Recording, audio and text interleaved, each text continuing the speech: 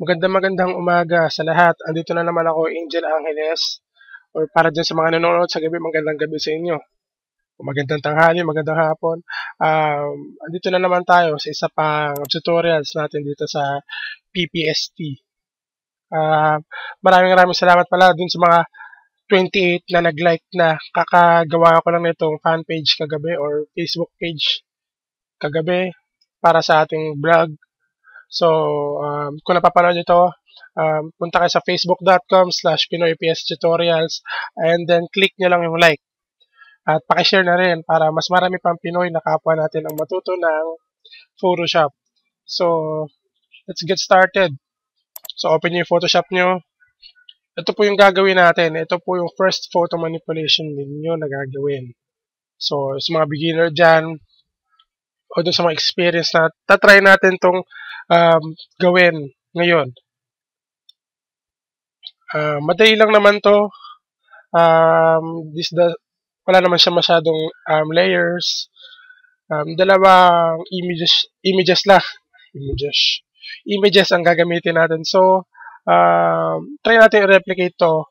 So, ang gagawin lang natin is create lang tayo ng bagong file. So, punta tayo, File, New.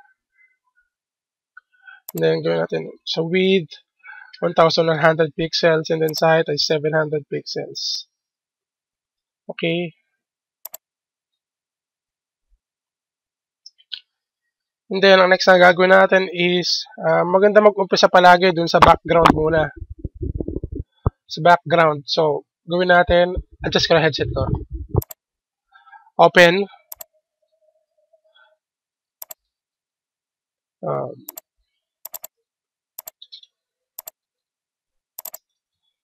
Ito, yung may railway. By the way, yung downloads para nito, ilalagay ko dun sa baba ng video. So, i-click nyo lang and then i-download yung image.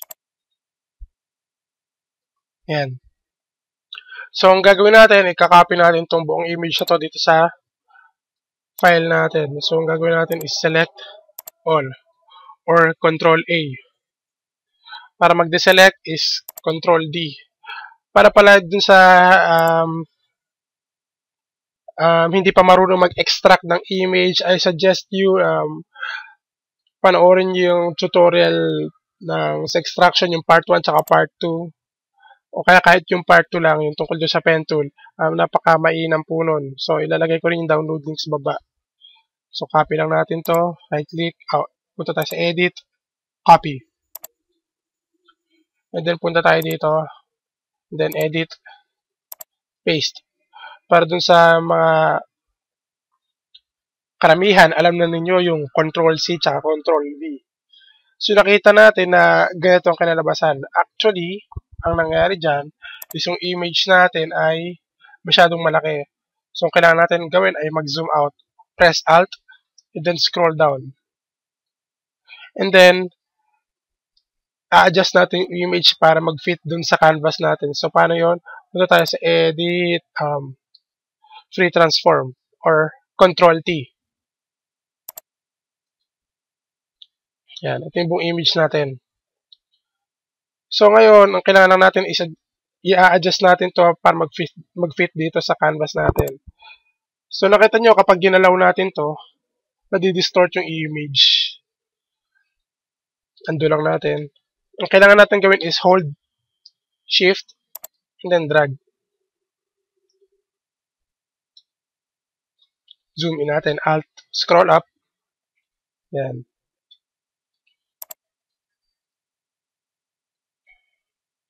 And then kapag tapos na, just press enter. Yan. So, dito na tayo sa background natin. Ang kailangan naman natin ngayon gawin is ilalagay natin yung tao. So, open lang natin.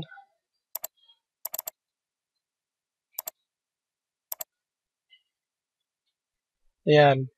So, ito ang gagamitin natin.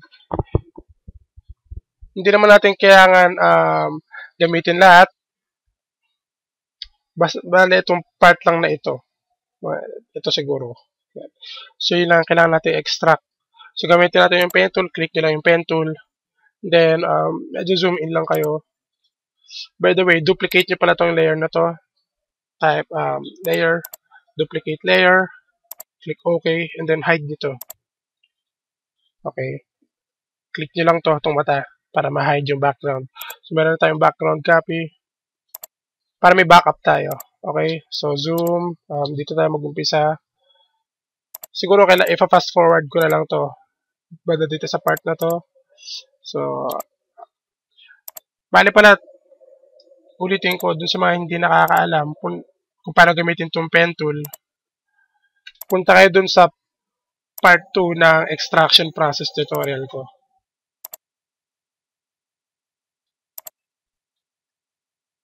So, ayan.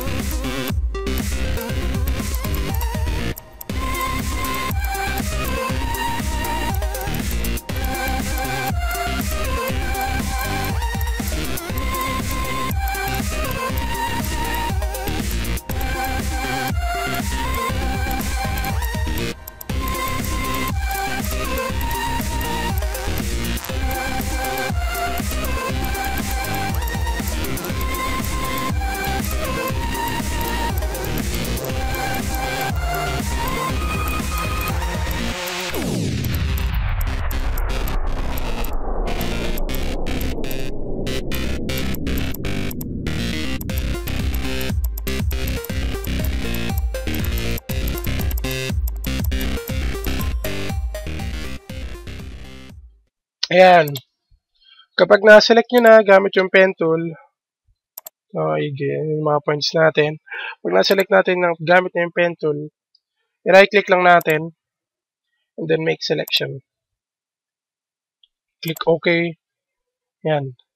And then, pagtapos yan, click nyo lang ito. Make sure na nakaselect yung gusto nyo makuha. And then, click the add layer mask. Yan. Pagkatapos ito, gagawin natin is just duplicate this layer. So, ang gagawin natin is layer, duplicate layer, at i-duplicate natin siya doon sa main layer natin or sa file na gagamitan natin. So, ang document is yung untitled one. Ito siya. So, click yung untitled one. Lagyan natin couple. So, click OK. Yan. Pag pumunta tayo dito sa file natin, andito na siya, pero hindi pa makita dahil katulad nga nung nilagyan natin yung background, malaki siya. So, ang gagawin natin is press Ctrl T to free transform or edit free transform. So, zoom out lang. Hold shift again. Yan. Pwede nyo siyang i-move around. Tapos pwede nyo siyang palakihin.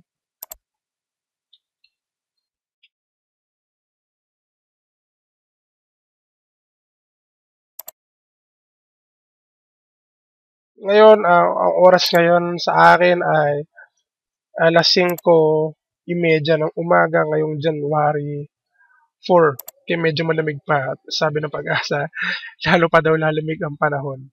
So, tingnan natin. Pwede pa natin itong paliitin. Yan. Mukha na maganda. So, pwede pa natin adjust yung background. Pwede. Press natin muna enter para mag-exit tayo or ma-confirm natin yung mga changes natin sa free transform. So, press enter. Oops. Enter. Yan. So, adjust lang natin itong background. Pwede pa natin adjust yan. So, press Ctrl T for transform and then galaw lang natin siya. Yan.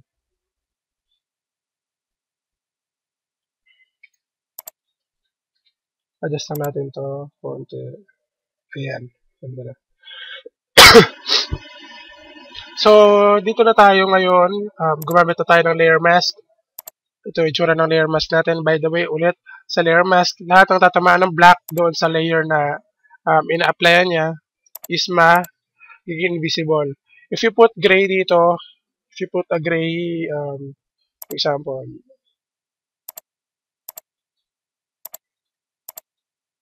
And if you put gray there, magiging semi-transparent siya. So, black means transparent, white means opaque, gray means semi-transparent. So, yan. So, meron na tayong background at nandito na tayo sa ating subject. Ang susunod natin gagawin is imamatch natin yung kulay sa background. Para mangyari yun, create tayo ng adjustment layer dito. So, click nyo lang to and then choose photo filter. Yan. Ang tigas ng P. Photo filter. So, ito, gamitin natin ito warming filter 85. So, bago tayo tumuloy, itong layer na to, itong layer na to, dapat dito lang siya mag-a-apply na hindi kasama to. Para mangyari yun, ang kailangan natin gawin is create a clipping mask. So, press nyo yung Alt sa keyboard nyo.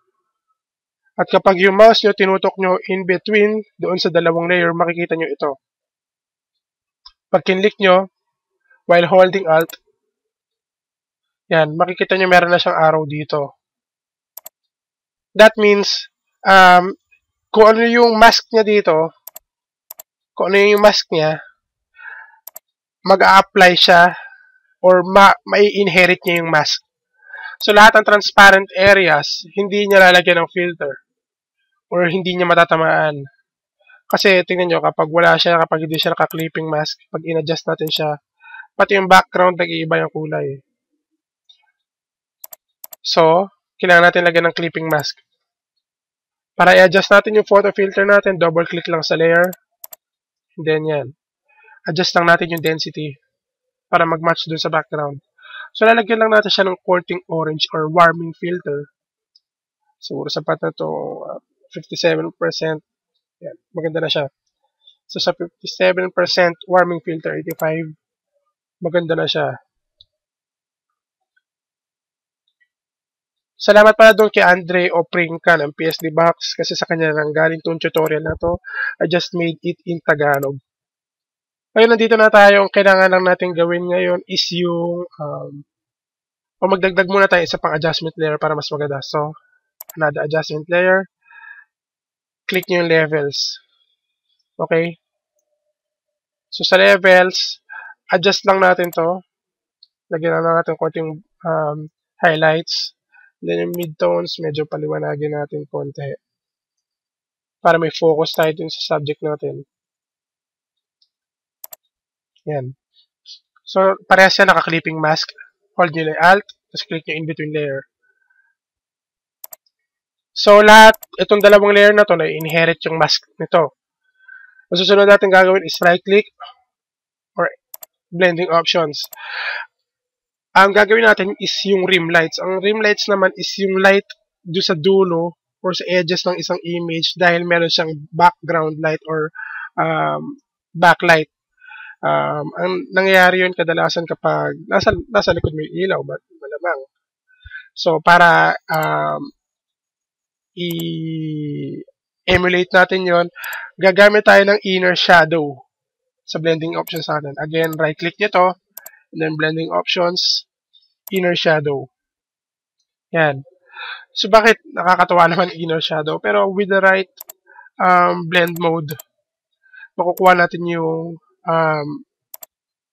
rim light. So, lagay lang natin sa orange. Click nyo lang yan, okay. And then set the blend mode to color dodge. Yan.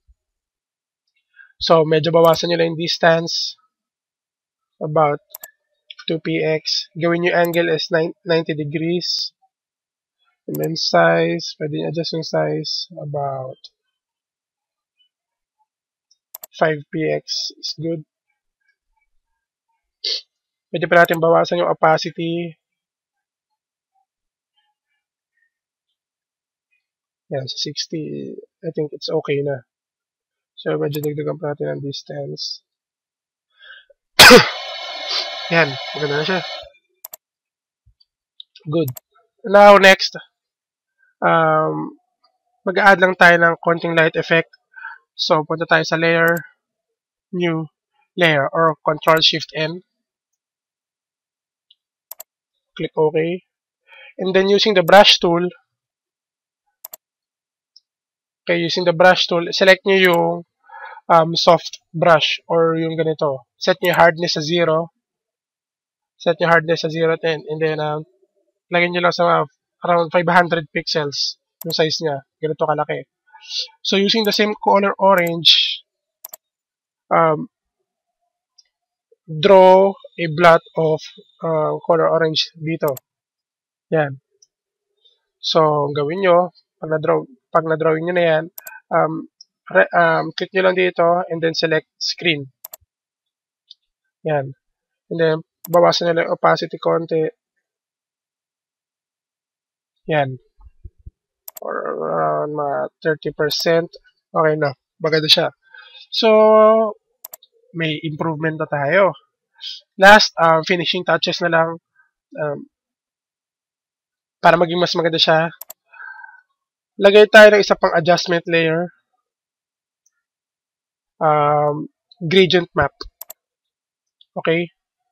So, gradient map, meron na tayo. Ito siya. Hindi natin siya i-clipping mask katulad itong dalawang filter natin. Okay? Or dalawang adjustment layer. So, ang gagawin natin is hayaan lang natin siya ganyan para mag-apply siya sa whole image natin. So, ang gagawin natin is change this gradient map. Kapag hindi ito yung color set na nakikita nyo pala, click nyo lang tong gear icon and then reset gradients. Then click OK. Then select nyo itong violet and orange. Okay, parang eggplant na kalabasa. Then click OK. Yan. And then just click nyo, make sure na nakaselect kayo dito. Adjust nyo opacity pababa to around something like 14% or 10, around that. Ganyan. And then, another thing, para maging mas maganda, kasi sa tingin ko naglalak ng focus dun sa kamay, click nyo tong layer 1 or tong background layer natin, mapuno. Click nyo yan, and then select nyo yung filter, blur, Gaussian blur. Okay, again, filter, blur, Gaussian blur. And then set nyo lang yung blur around 1.2 pixels. Ayan, maganda. 1.2 pixels is good. So, ayan.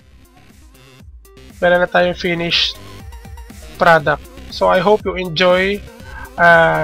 Another tip, kung gusto niyo ibalik at hindi niyo nagustuhan yung Gaussian blur, just press Ctrl-Alt-Z. Okay? So, maraming salamat ulit sa panonood at I hope to see you again. Punta kayo dun sa Facebook page ko. Click nyo yung like. Subscribe kayo sa YouTube channel ko. Always, tignan nyo yung vlog para sa mas marami pang tutorials. And you also can follow me on G+, Google+. So, yun lang. God bless. See you in the next video.